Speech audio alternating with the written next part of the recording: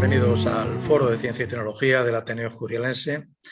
Como sabéis, esta sesión iba a ser presencial y online, pero la situación del COVID pues, nos ha llevado a que sea solamente online para prevenir posibles contagios. La ponencia de hoy versa sobre la influencia del suelo en la calidad de los productos alimentarios, algo interesantísimo que creo que todo el mundo puede estar interesado en un tema como este. Me aseguro que para todos es interesante. Nuestro ponente es José Gallego Frías. José es ingeniero agrónomo por la Universidad Politécnica de Madrid y cuenta con una larga experiencia en el sector agroalimentario. Trabajó en la Cooperativa Provincial Agrícola de Jaén, como agente de extensión agraria en Gandesa, en Tarragona, como especialista en cooperación y agricultura del grupo en Toledo y también en promoción de desarrollo rural en Castilla-La Mancha. Después se hizo cargo de la jefatura del Servicio de Calidad Alimentaria en Castilla-La Mancha y representó esa comunidad autónoma como miembro de la Comisión Nacional de Bioseguridad. Sin duda, una persona con autoridad en la materia, a quien agradecemos muchísimo su participación en este espacio de ciencia y tecnología del Ateneo Escurialense. José, somos tuyos, cuando quieras. De acuerdo, muchas gracias. Bueno, en principio, buenas tardes a todos. Hombre, a mí me hubiera gustado más que esta conferencia hubiera sido presencial, porque es como estoy acostumbrado. Esto, bueno, pues me viene un poco más grande porque no estoy acostumbrado a hacer este tipo de actuaciones. Pero bueno, trataremos de hacerlo lo mejor posible. Yo quisiera aprovechar también en este momento hacer un homenaje a todos los agricultores y ganaderos de este país, lo mismo que a los sanitarios se les hizo en su momento, y yo creo que los agricultores y ganaderos de este país están un poco olvidados, porque si te vas, por ejemplo, a Francia, el agricultor y el ganadero tienen una preponderancia en el mundo rural que es muy amplio y se les reconoce la valía que tiene. Porque quiero poner un ejemplo, que nosotros necesitamos un abogado o un alimentario o un albañil o lo que quiera que sea 2, 3 veces, 4 veces, 5 veces en nuestra vida. Pero sin embargo, a los agricultores y a los ganaderos los estamos necesitando todos los días por lo menos 3 veces en nuestra mesa. Con lo cual deberían de tener un papel muchísimo más preponderante que el que este país les está dando. Y dicho esto, pues empiezo realmente el tema. El tema del suelo con respecto a los productos alimentarios tiene una gran importancia que en los últimos años no se le ha dado. Se ha dado importancia fundamentalmente a las grandes producciones y no se ha tenido en cuenta la influencia o la importancia que tiene el suelo. Tanto es así que la ONU, a través de la FAO y la Unión Europea, establecieron en el 2015 el Año Internacional del Suelo, que se puso el 22 de junio, es el Día Mundial del Suelo, como forma de visibilizar una cosa que prácticamente nadie, excepto los técnicos, lo han tenido en cuenta. El suelo es una cosa tremendamente compleja. Había alguna persona que hablaba del cerebro humano, que es una cosa también muy compleja. Pues bueno, el suelo hoy posiblemente sea de las cosas más complejas que hay en la naturaleza, incluido el cerebro humano. Yo lo comparo, que son las dos cosas que se sabe relativamente poco, aunque cada vez se sabe más con los ordenadores y tal, del suelo también, lo mismo que del cerebro, ¿no? El suelo, en principio, su definición es un conjunto que tiene arena, tiene limo, tiene arcilla, tiene materia orgánica, tiene aire y tiene agua. La arena es el componente más grueso que hay, que está entre 0,2 y 2 miligramos y 2 milímetros de diámetro. El limo está entre el 0,02 y el 0,02 y la arcilla está en menos del 0,002, y que la arcilla, como todo el mundo sabe, es un coloide. La materia orgánica en un suelo fértil normalmente está entre un 2 y un 3% del porcentaje de suelo, claro. y luego finalmente tenemos el aire y el agua. El aire normalmente está más saturado de agua que el aire atmosférico, y por otra parte el agua también está un poquito más ácida porque está mezclada con los ácidos húmicos del suelo. Entonces esto le da una complejidad bárbara, y además cada porcentaje, si un suelo tiene de arena un 20% y de arcilla un 3% y de limo un 8%, esto cambia en muchísimos suelos, con lo cual hay una diversidad inmensa de suelos. Y si luego después tenemos en cuenta que los suelos puede haber, en función de la roca madre que los produce, que puede ser calcáreo, o sea, las rocas calizas, pueden ser graníticos, como es el caso nuestro de por aquí, en la zona de los montes de Toledo fundamentalmente, y en la cordillera de Andalucía son de pizarra y son suelos que se llaman suelos ácidos, y también está el suelo que procede de la roca arenisca, teniendo un aspecto un poco más neutro que el resto. O sea que toda esta complejidad de las materias sólidas o las materias minerales, ya veis que es una cosa tremendamente compleja. Pero si tenemos en cuenta la materia orgánica, entonces eso, la complejidad aumenta muchísimo más.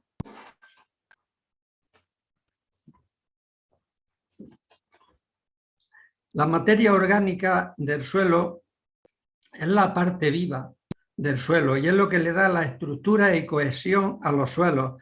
Es la responsable de mineralizar, porque la mayoría de los componentes que las plantas luego van a necesitar están en forma orgánica. Y entonces los microorganismos del suelo, que como veremos después son muy numerosos, son los que hacen que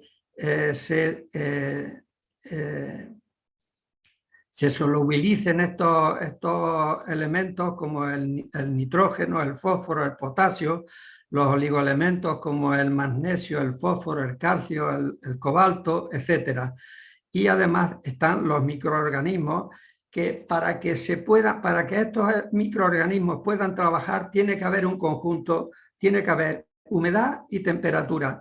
¿Y qué es lo que pasa? Que en nuestra climatología tiene dos épocas de actuación.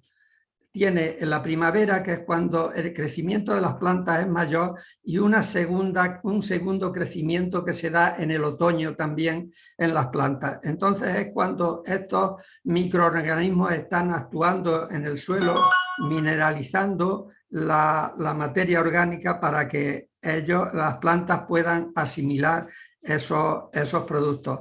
Con lo cual, en el verano no pueden trabajar esos microorganismos porque les falta humedad. Hay temperatura suficiente, pero les falta humedad. Y en el invierno pasa lo contrario. Tienen mucha humedad, pero no tienen temperatura, con lo cual, si no se unan estos dos elementos, va a ser muy difícil que ellos puedan trabajar. ¿Qué es lo que pasa? Que antiguamente, antes de, bueno, pues hace 40, 50 años y tal, la contaminación de los suelos era prácticamente inédita, porque la solubilidad de los elementos del suelo se producían en estos dos momentos de otoño y primavera, que es cuando hay crecimiento de las plantas. Y entonces no había contaminación de las aguas, como desde que se empieza a echar abonos minerales, que entonces se echan, dependiendo del clima y del suelo y tal, se echan en cantidades importantes para que pueda haber una mayor producción, y es cuando se produce un exceso que, bien, si el suelo tiene una pendiente relativa, pues cuando llueve fuerte se puede ir por escorrentía y puede llegar a los ríos, a los riachuelos y hasta el mar, la contaminación fundamentalmente de nitratos y lo que se llama hoy la eutrofización de las aguas. Y la que no se va por escorrentía se produce también por percolación, que se cae, digamos, hacia abajo y llega a los acuíferos, y entonces hay muchos acuíferos en este país y sobre todo en la Unión Europea que son acuíferos que están contaminados y tienen un gran problema con esta contaminación. Como digo, la complejidad del suelo fértil es muy importante. Bueno, es muy importante y compleja porque os podré decir que un suelo agrícola medianamente rico puede llegar a tener hasta 400 millones de microorganismos por centímetro cúbico de suelo. Imaginaros la complejidad que esto tiene y la interrelación que tienen unos microorganismos con otros, etcétera, etcétera. Y entonces, pues esto yo lo tengo, o sea, me parece que es el cerebro y el suelo una de las cosas más complejas, que es muy difícil que el hombre pueda llegar a descubrir todos sus mecanismos, como es el suelo y como es el cerebro. Esta gran cantidad de microorganismos del suelo, cuando están en actividad, están produciendo las necesidades que las plantas le exigen, como son antibióticos, como son hormonas, para su crecimiento, además de el fósforo, el nitrógeno, el potasio, etcétera, etcétera.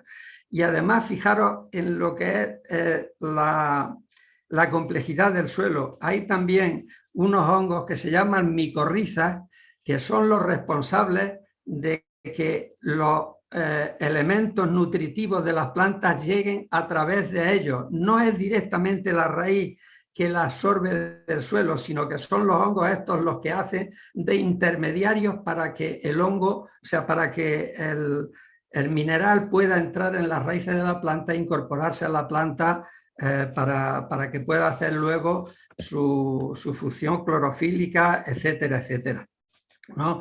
Entonces ya veis que tiene una gran complejidad el suelo y esto lo transmiten también a los alimentos que nosotros vamos a consumir, porque los antibióticos que necesita, las hormonas que necesita, etcétera, se las va dando, y esto está en correspondencia con una serie de aromas y una serie de alcoholes superiores y tal, que es lo que le hace, y de colorantes a los frutos, que es lo que le da luego pues el sabor este especial y el equilibrio entre los alimentos, porque ahora veremos después que al descompensar el suelo en elementos, pues las plantas cogen más de lo que hay de sobra y no cogen de lo que les falta, y eso descompensa los alimentos y hace que nosotros al consumirlos tengamos también una deficiencia en una serie de elementos. Cuando nosotros aportamos abonos minerales al suelo, unos aprovechan las plantas, pero otros son arrastrados, como he dicho antes, por escorrentía o por percolación, y van a los acuíferos eutrofizando las aguas, que es lo que está pasando en el Mar Menor. Al haber un gran abuso alrededor del Mar Menor de echar una gran cantidad de abonos, pues esto está haciendo que por escorrentía e incluso por el acuífero que desemboca en el Mar Menor se eutroficen las aguas y entonces esté produciendo una gran cantidad de hongos y bacterias que hacen que el agua esa se ponga prácticamente verde y no deje entrar el oxígeno de la atmósfera, y hay peces que se están muriendo, como ya hemos visto en los medios estos de comunicación. Esto está ocasionando también muchos problemas en los acuíferos. Ya sabéis que hay una directiva de la Unión Europea en las aguas que se considera un agua que es potable cuando tiene 25 ppm por litro de agua.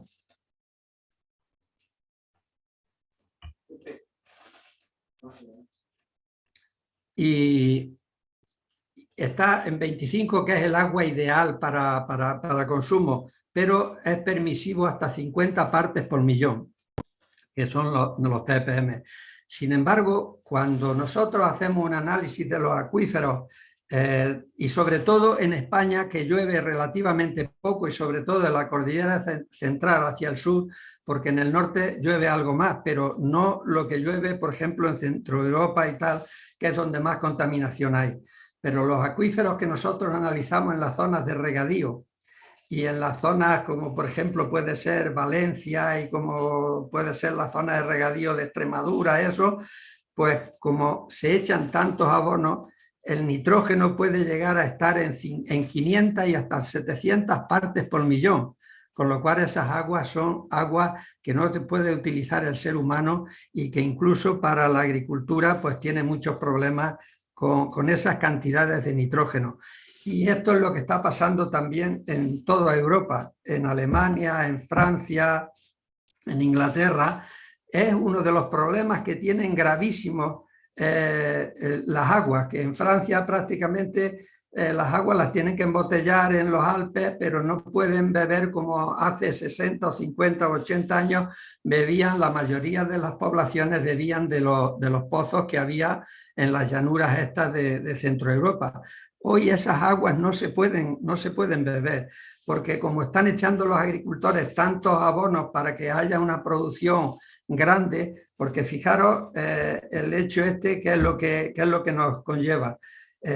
Antes, cuando no se echaban abonos minerales, pues bueno, depende de los suelos, evidentemente. Cuando el suelo es más rico tiene más potencial para producir. Cuando un suelo es más pobre o cuando hay un factor limitativo importante, como es nosotros aquí el agua, pues también produce menos.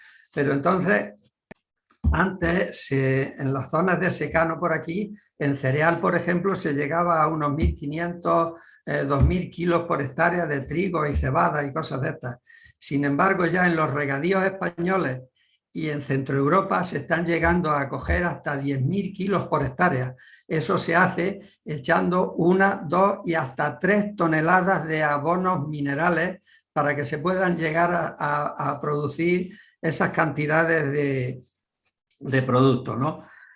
O sea que el tema es bastante grave y como veremos ahora después con la Unión Europea, con la PAC, pues eso ha influido también en que se produzca este tipo de contaminaciones en las aguas. No quiero meterme tampoco en la contaminación que tienen los productos agrarios en el tema de los insecticidas, criptogamicidas, herbicidas y tal, porque eso sería una cosa aparte y es también muy importante de cara a nuestra alimentación y a las enfermedades que hoy estamos padeciendo. El suelo fértil y sano da normalmente productos sanos y saludables. Los suelos enfermos y desequilibrados dan productos no tan sanos y desequilibrados. Todo esto vino con lo que se llama la Revolución Verde. Fue después de la Segunda Guerra Mundial. Europa, evidentemente, como todos conocemos, quedó diezmada, quedó hecha trizas, y entonces pues se planteó lo que se vino a llamar la Revolución Verde, que está basada en 3 patas fundamentales: en la mejora genética, en la mecanización y en la química. La mejora genética hizo que a través de cruzamientos y retrocruzamientos de las plantas, pues se llegaran a ser y se seleccionaban fundamentalmente por la cantidad de producto que daban, no por la calidad del producto ni por la resistencia a plagas que esto diera. Entonces, esto ha creado muchos problemas en los productos de cara a nuestra alimentación. El segundo pilar es la mecanización. La mecanización, bueno, yo no estoy en contra de la mecanización porque no se puede estar en contra de la mecanización, pero esto en nuestros suelos sí que ha incidido, como después veremos. Pero en los años 50 este país tenía el 51 o el 52% de la población era agraria. El 51, el 52, el 53% de la población era agraria.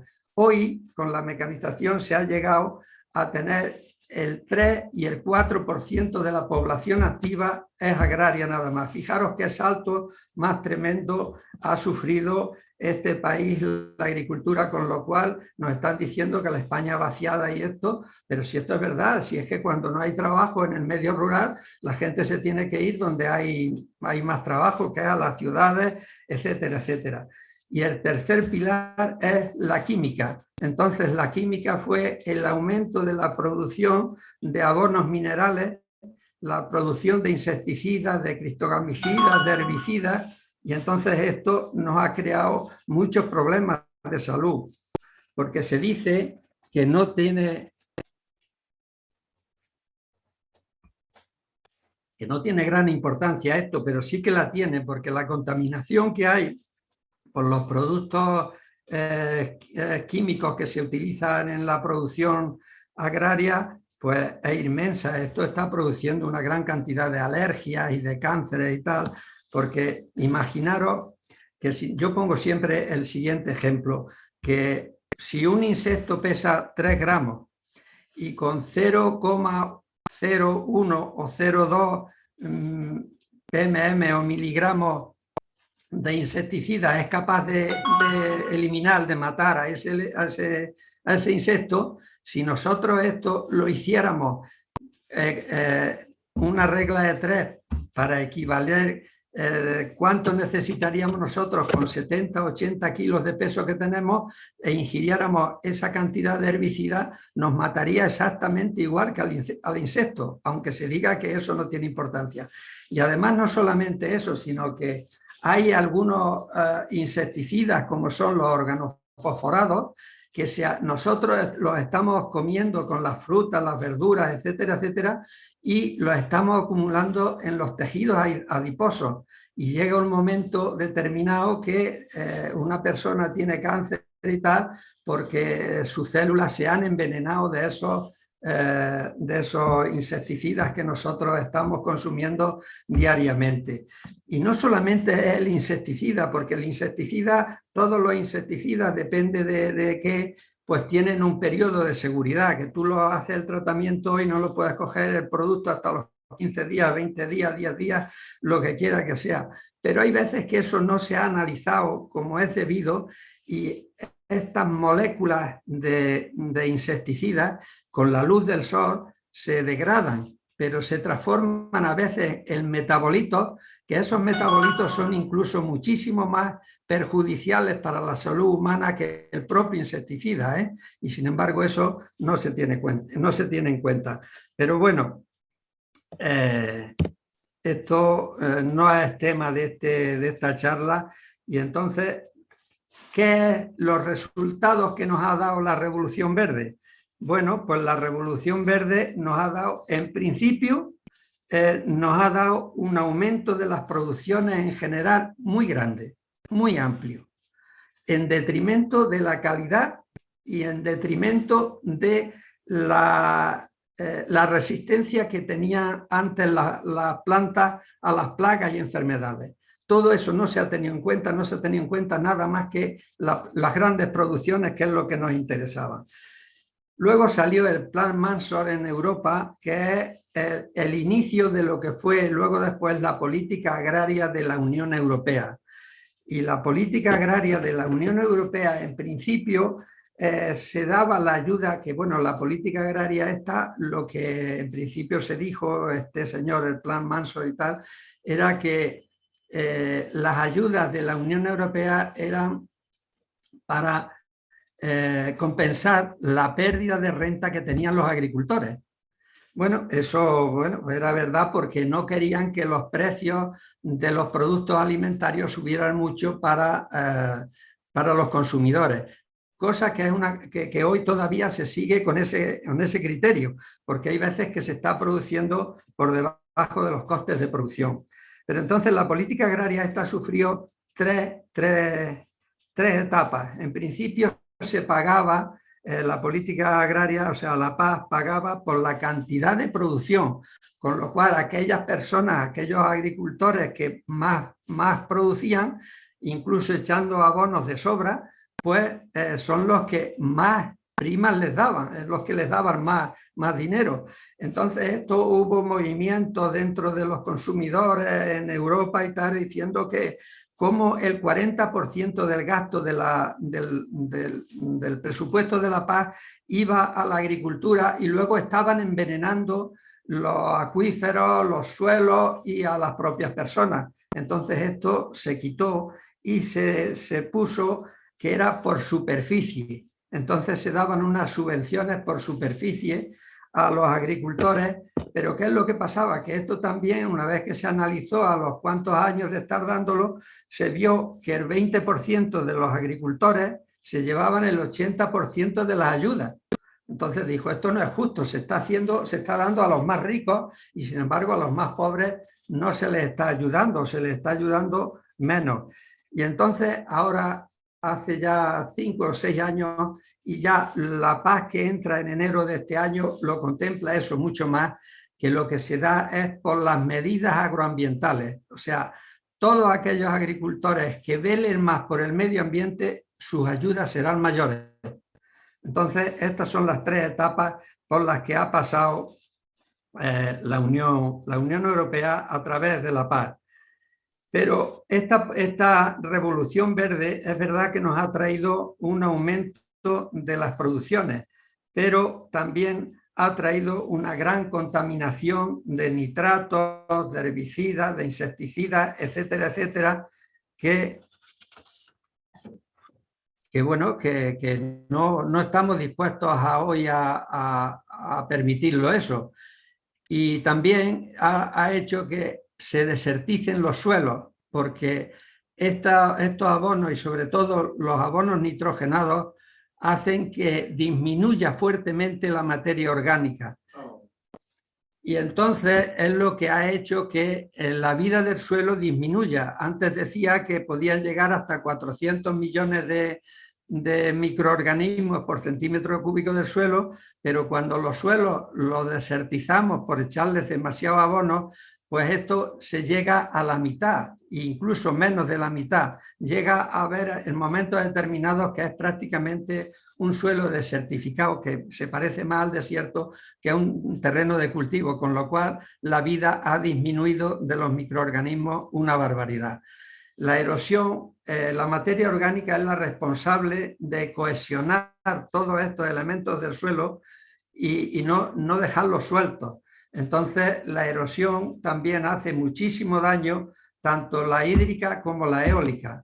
La hídrica, cuando tiene una pendiente determinada en un suelo y viene una nube fuerte o viene una lluvia muy fuerte, pues entonces hace que se vayan las materias más finas, como es la propia materia orgánica y como es también las arcillas. Se van y entonces se empobrece fuertemente el suelo. Y cuando es en el verano que vienen vientos muy fuertes y tal, pues estos suelos también lo que hace es que el polvo este que sacan, como el polvo que nos viene del desierto, en muchas ocasiones, pues son las materias más finas, que es la materia orgánica y las arcillas, las que se las lleva el viento y producen una erosión que hace que haya una pérdida de riqueza del suelo muy importante.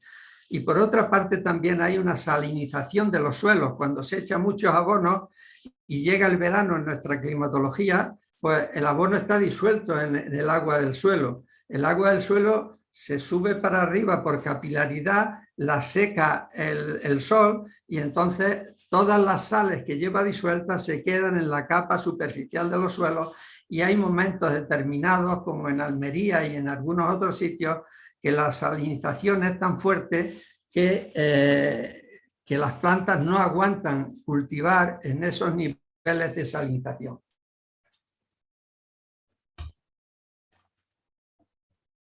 Y por otra parte también ha influido mucho en el cambio climático.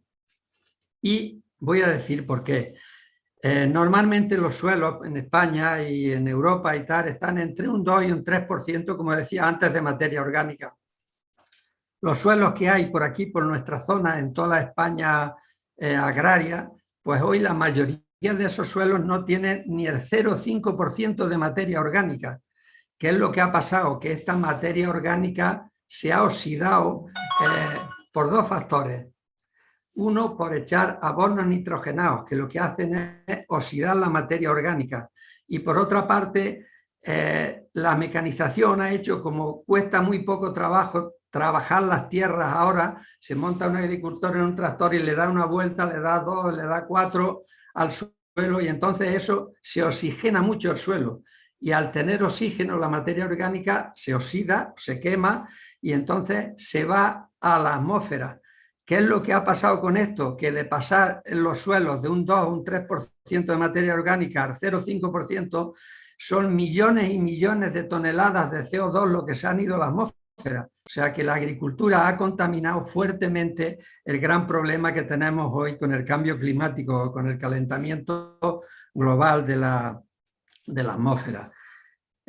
Y por otra parte también la ganadería y los arrozales están emitiendo una gran cantidad de metano, que ya sabéis que el metano también es un gas que tiene muchísimos problemas y que es mucho peor incluso que el CO2.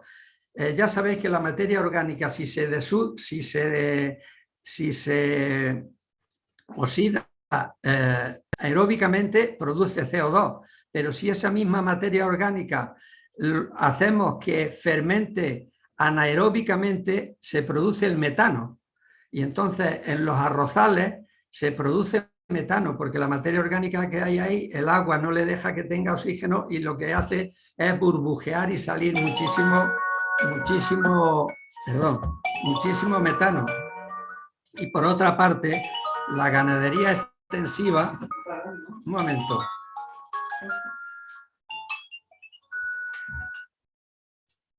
Un momento, ya está.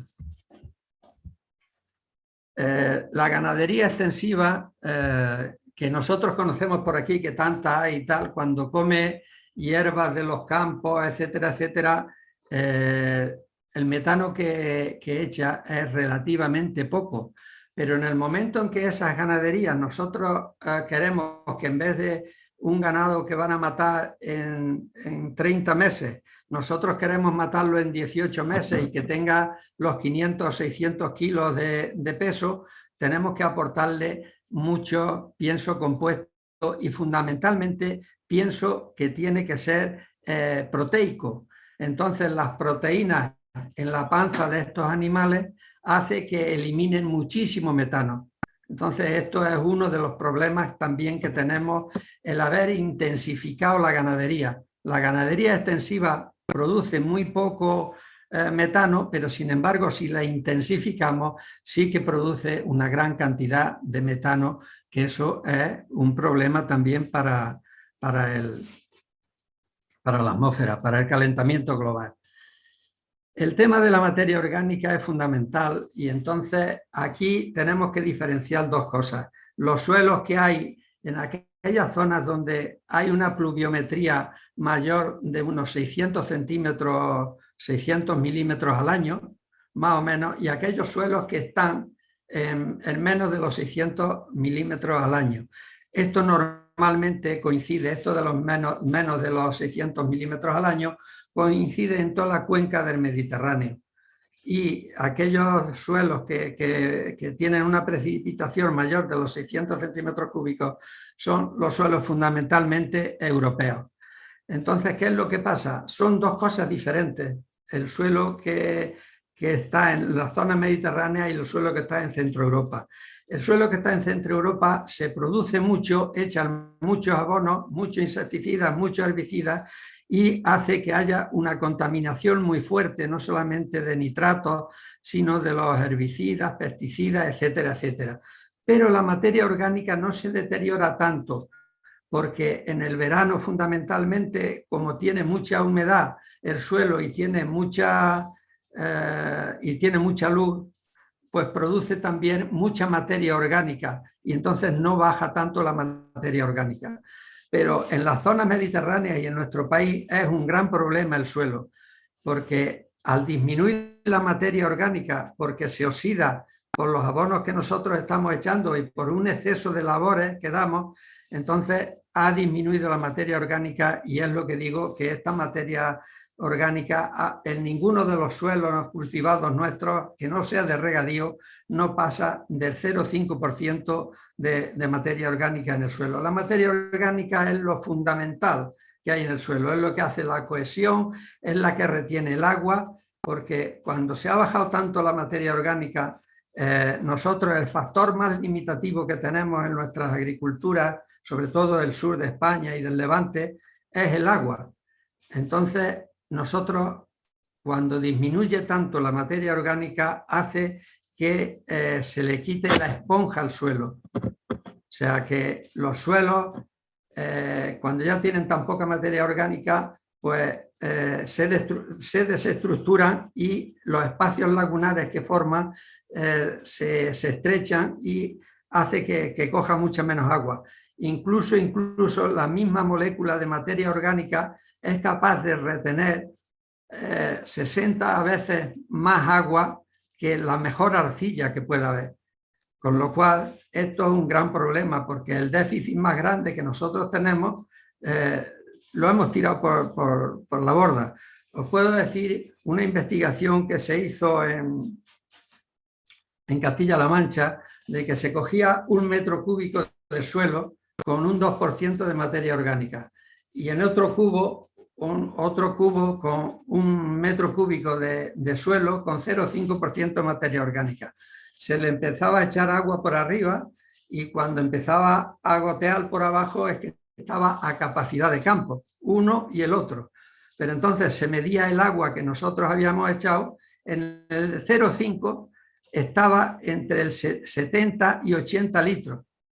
Y en el que tenía el 2 o el 2 y pico por ciento de materia orgánica llegaba a los 120 y 130 litros por metro cúbico de agua. Con lo cual, imaginaros vosotros que ya, aunque llueva, el agua se nos irá por escorrentía o se irá por percolación, pero no la retiene el suelo. Y eso es uno de los grandes problemas que tiene nuestra agricultura con la revolución verde, que ha atacado fuertemente la estructura del suelo y la riqueza del suelo. Y esto, bueno, pues es un problema grave. Cuando ya se empieza a ver todo esto, hay un señor, Rudolf Steiner, que fue el promotor de lo que se llama hoy la agricultura ecológica, que es realmente la agricultura por excelencia, sostenible y saludable. No hay ninguna otra agricultura que tenga estas propiedades. Luego está la agricultura convencional, que la agricultura convencional es la que normalmente se abusa de los abonos minerales. ¿Y qué es lo que pasa cuando nosotros abusamos con los abonos minerales? Pues que yo no sé si vosotros habéis visto esto, que cuando se echa mucho nitrógeno, el nitrógeno es el factor de crecimiento de las plantas. Entonces, cuando nosotros echamos un exceso de nitrógeno, las plantas, los productos crecen tanto que, por ejemplo, en las patatas, a veces una patata que engorda mucho, en el centro tiene una oquedad, se queda vacía, en vez de estar rellena completamente. Eso es por un exceso de nitrógeno. Las fresas que ahora ya empezaremos a consumir y tal, los fresones, normalmente se abusa también de los abonos minerales, sobre todo del nitrógeno. Y en el centro, cuando partimos un fresón, vemos que está hueco. Eso es un síntoma también de que ese fresón ha sido criado con más nitrógeno del necesario. No ha tenido tiempo, el factor de crecimiento ha sido tan rápido que no ha tenido tiempo de rellenar todo su espacio con los otros minerales que necesita. Y lo más paradigmático es todas aquellas plantas que nosotros consumimos por la hoja, como puede ser la lechuga, la coliflor, el repollo, como todas las plantas estas. Y os puedo poner un ejemplo.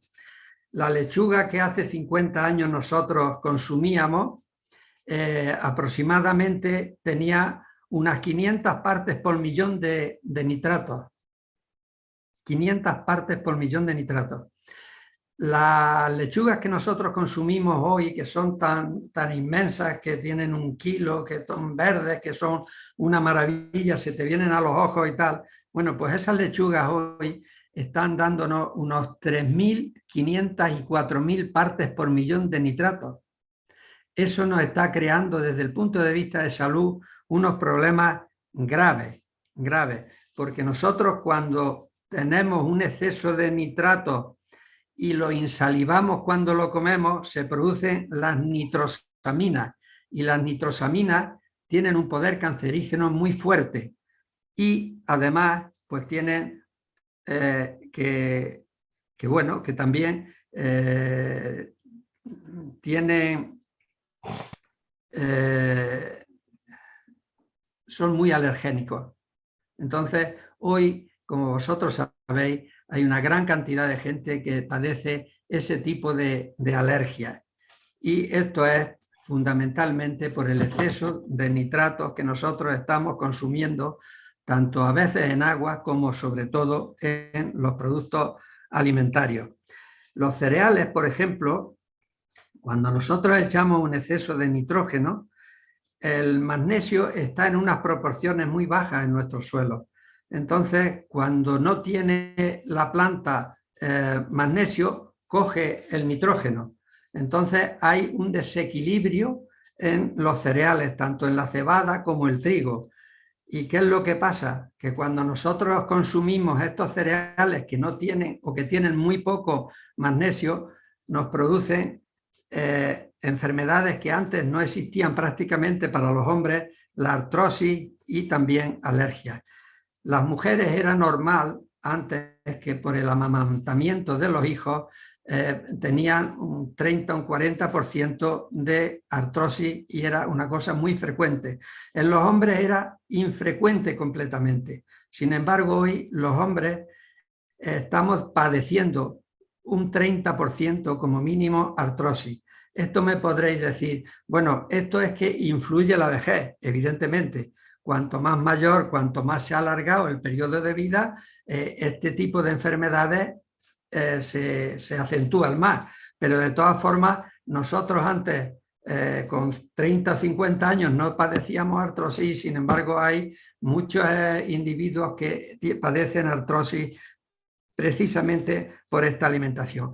Tanto es así que el Ministerio de Agricultura hace unos 15 años por ahí sacó una normativa para las casas de abonos que producen los abonos, que todos los abonos nitrogenados tenían que llevar un 2% de magnesio para que no se produjera esta deficiencia en los cereales. Bueno,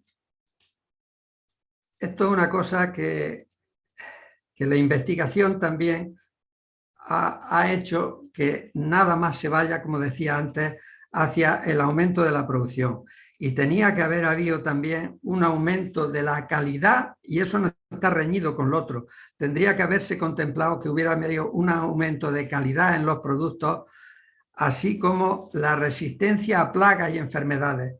Pero entonces nosotros esto no lo hemos tenido en cuenta. ¿Y qué es lo que pasa? Que hay la humanidad nunca, por lo menos en las zonas desarrolladas, nunca ha tenido una dieta tan variada como hoy, pero nunca una dieta tan deficiente como la que tenemos hoy, precisamente por estas cosas. Y entonces no había ningún problema. Si había plagas, como había herbicidas, como había insecticidas, se echaban insecticidas y asunto terminado. Pero eso contaminaba el suelo, contaminaba el producto, como ya hemos visto antes, etcétera, etcétera.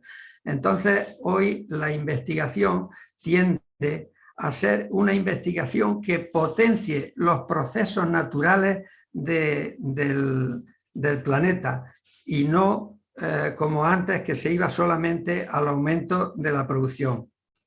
Y que tenga también en cuenta, va a tener en cuenta sin lugar a dudas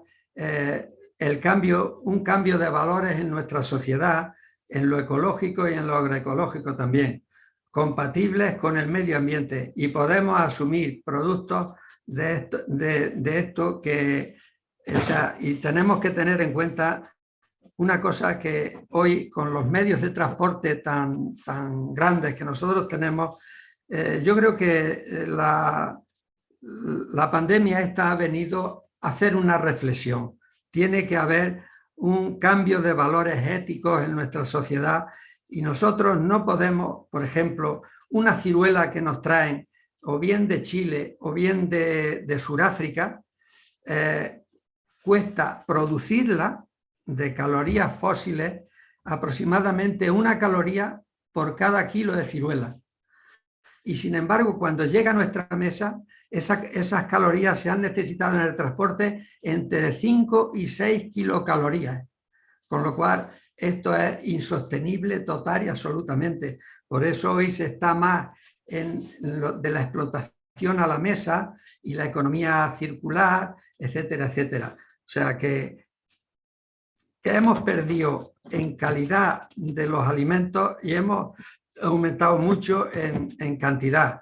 Y se está diciendo que es muy... que todas estas cosas se hacen por el hambre del mundo y tal. Y no es verdad, porque se están destruyendo alimentos en las zonas desarrolladas y no llegan a las zonas que las necesitan y tal. Entonces, alimentos hoy hay de sobra y no solamente en el mundo este desarrollado, nosotros mismos estamos desperdiciando muchísimos alimentos que no tendríamos que desperdiciar. Entonces, yo creo que la economía circular es una cosa importante que se desarrolle y creo que se va a desarrollar, así como lo que se está diciendo también de la explotación a la mesa. Cuanto menos tenga que los productos agrarios tengan que desplazarse muchísimos kilómetros, pues es mal negocio eso. Por ejemplo, cuando pensábamos, y esto lo ha hecho la Revolución Verde, lo ha hecho la investigación fundamentalmente, cuando un tomate podíamos pensar nosotros hace 50 años que podían consumirlo en Moscú o en Helsinki o en Oslo o en París.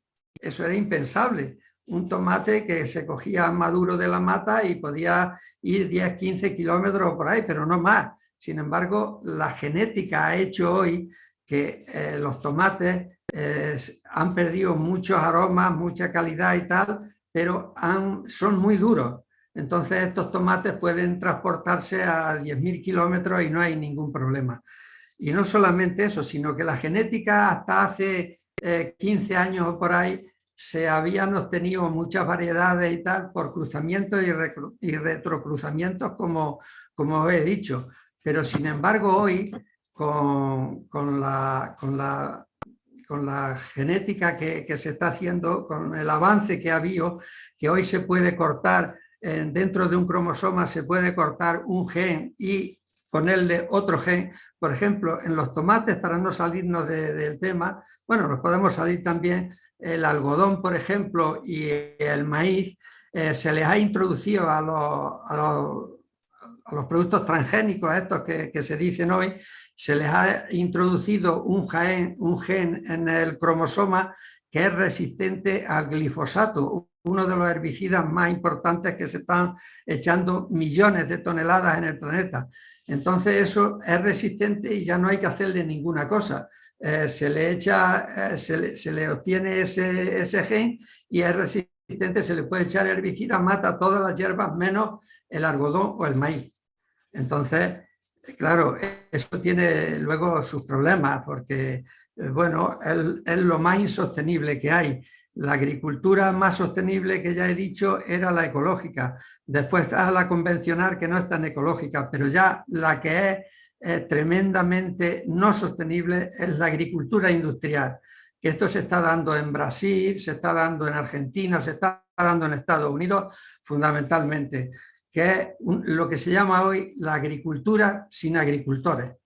Se cogen 3.000 hectáreas de una explotación con un técnico o 2 técnicos, con 5 tractores de esos de 2.000 caballos, y entonces se siembra algodón, se siembra maíz, se siembra soja, se recoge, se siembra, se abona, se recoge con maquinaria todo, fundamentalmente para la exportación de Europa, para los animales nuestros, sobre todo la soja y tal. Entonces esto está creando también muchas disfuncionalidades, muchos problemas. Y por último, en esto del tomate, en el tomate, fijaros lo que se ha hecho. El tomate tiene una sensibilidad muy grande al frío. Cuando llega al 0 grados se hiela. Entonces, ¿qué han hecho los técnicos estos hoy con la genética? Pues le han metido un gen, fijaros que esto es interespecífico ya. Le han metido un gen del salmón del norte, del salmón noruego. Y entonces ese tomate ya se produce una helada de 2-3 grados bajo cero y no se hiela. Pero claro, es un tomate que ya tiene una genética que incluso es del mundo animal, en vez del mundo, porque hasta ahora se había hecho nada más que entre los vegetales. Ahora ya se está haciendo entre animales y vegetales. Y por otra parte, en los Estados Unidos, y eso además está autorizado, ese tomate que le han metido un gen de resistencia a la pudrición. O sea, que la membrana celular de los tomates, del tomate, no se deteriora. Porque cuando se produce un tomate se deteriora la membrana celular y es cuando se produce una cantidad de agua que chorrea por todas partes de estar podrido.